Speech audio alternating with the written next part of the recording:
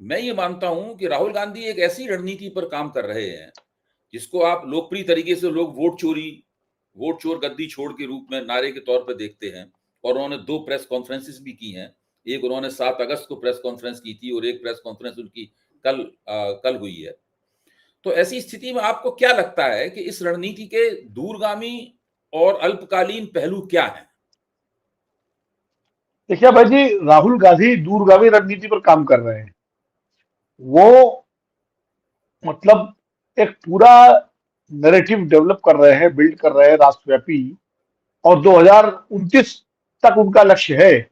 इस बीच में जो भी चुनाव आएंगे, बिहार का आएगा, उत्तर प्रदेश का आएगा, बंगाल का आएगा, आसाम का आएगा, तमिलनाडु, केरल, बाकी जैसे जैसे चुनाव आते जाएंगे विधानसभाओं के, वो उस नैरेटिव को हर विधानसभा में ले जाएंगे।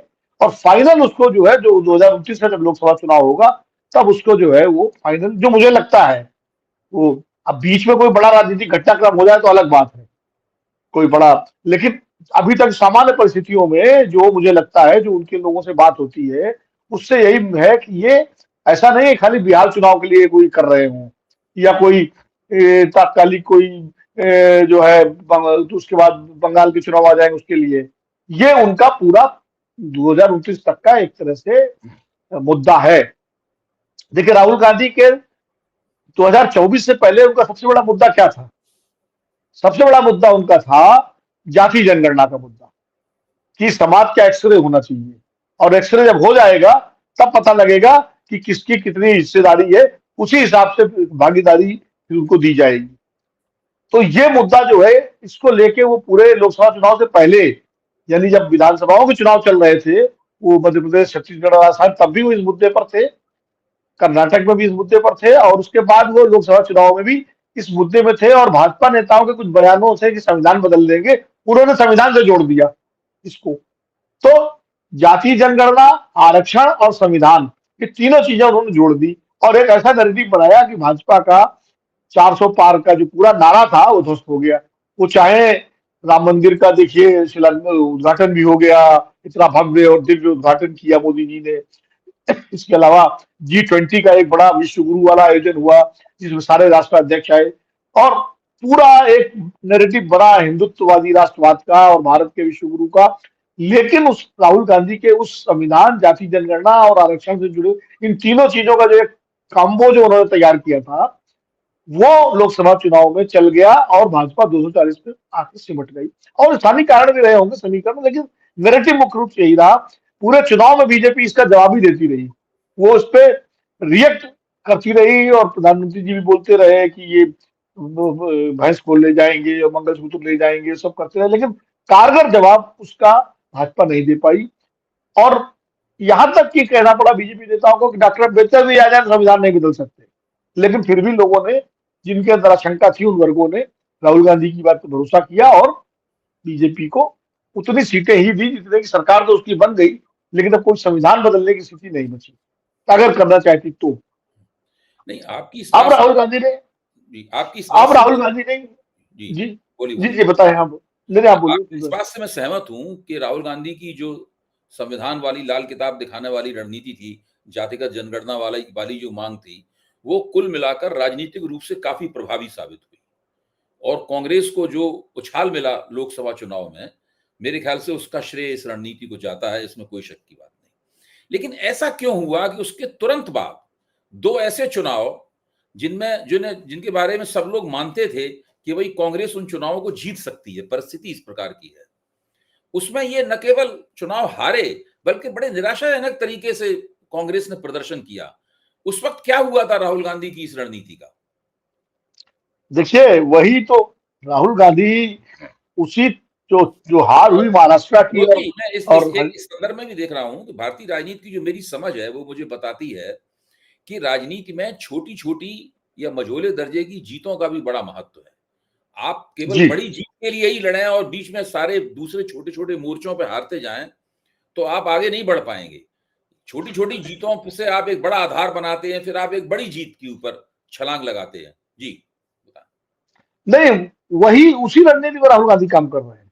जो हरियाणा और महाराष्ट्र में चूक हुई और हुँ, ये हारे, उसके दो तीन कारण थे। एक तो अति आत्मविश्वास, कांग्रेस का और इंडिया गठबंधन का, कि हम तो जीते ही रखे हुए हैं और हमने बीजेपी को जो है बिल्कुल काबू कर लिया, उनके पूरे उसको जो है अब तो हमारे पास, हाँ, हमारे हाथ में फार्मूला लग गया। और उसके बाद जो कांग्रेस के भीतर आपस में झगड़े झंझट जो चले वो सब मालूम है हम लोग।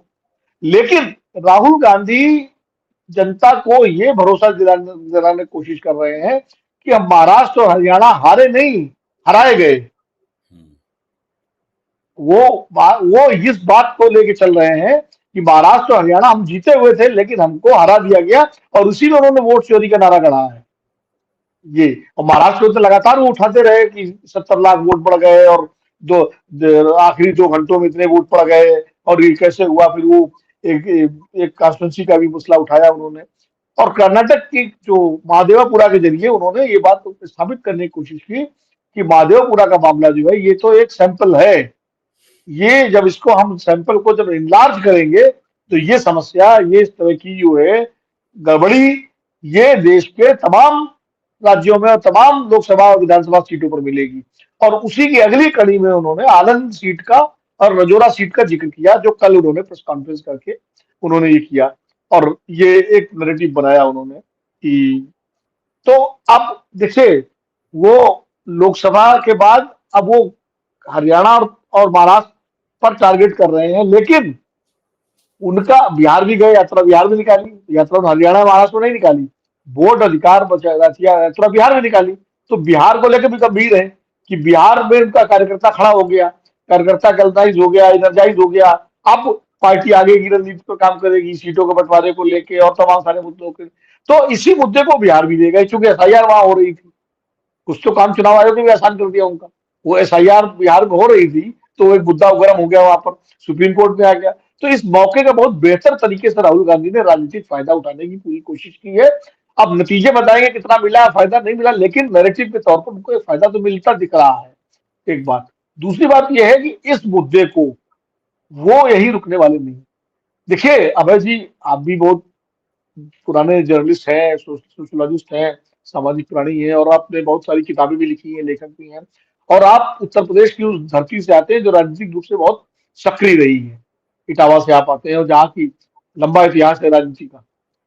आपको मालूम है, मुझे भी मालूम है कि हर चुनाव में, चाहे आज से नहीं, पहले से ही स्थानीय स्तर पर इस तरह की गड़बड़ियां होती थी। नाम कटवाना, नाम जुड़वाना, वोट न पड़ने देना, अपना वोट पड़वाना, कोई दूसरा नहीं है तो फर्जी वोट डलवाना, ये सब सारे राजनीतिक दल करते रहे थे। ये कोई नई बात भारतीय राजनीति में नहीं थी, लेकिन राहुल गांधी इस तरह की जो गड़बड़ियां जो राजनीतिक दल करते थे उसको बता रहे हैं कि ये अब संस्थागत रूप से हो रहा है। पहले फुटकर होता था, अब ये संस्थागत रूप से हो रहा है। वो इसको स्थापित करने में लगे हुए हैं कि क्या इसके पीछे बड़ी ताकत है। और बार बार वो चुनाव आयोग को उंगली इसलिए उठा रहे हैं कि चुनाव आयोग ने, मैं व्यक्ति की बात नहीं करता, ज्ञानेश कुमार जी हो, राजू कुमार जी हो, उसके पहले के चुनाव आयुक्त हो, लेकिन पिछले 10-12 सालों में चुनाव आयोग ने जिस तरह से फैसले किए हैं उससे उसकी साख पर कमी आई है। लोगों के बीच में सवाल उठने लगे हैं। मसलन जैसे चुनाव के कार्यक्रम घोषित करना, ये इंतजार करना कि प्रधानमंत्री जी की जितनी रैलियां हो जाए तब हम चुनाव कार्यक्रम घोषित करेंगे। जो उसके अलावा 6-6, 7-7 चरणों में चुनाव कराना, जबकि बार बार मांग की जा रही है इतने चरणों में मत कराइए, आसानी से। इसके अलावा जब चुनाव आचार संहिता का उल्लंघन हो रहा है उसमें दोहरे मानदंड, मतलब सत्ता पक्ष के लोग एक साथ नरमी और विपक्ष के साथ सख्ती। इसके साथ ही 2 चुनाव आयुक्त, एक जो है लवासा साहब और एक गोयल साहब, उन्होंने जिन परिस्थितियों में इस्तीफा दिया आज तक नहीं पता, कि वो छोड़ के चले गए बीच में। लवासा साहब के साथ तो ये हुआ कि उन्होंने एक डिसेंट नोट लिखा था, वो डिसेंट नोट की कोई मामला था, उस डिसेंट नोट के बाद ही उनकी पत्नी पर इनकम टैक्स की नोटिस चली गई, और उसके बाद जो है वो अल्टीमेटली उन्होंने छोड़ दिया। और गोयल साहब के तो अपॉइंटमेंट पे तो पूरा सुप्रीम कोर्ट तक मामला गया था, और उसी में सुप्रीम कोर्ट ने वो फार्मूला बनाया था कि वो प्रोसीजर ले डाउन किया था। बाद गोयल साहब अचानक छोड़ गए 24 चुनाव से पहले। तो अब ये होता भाई क्यों छोड़ गए, ऐसा क्या दबाव था।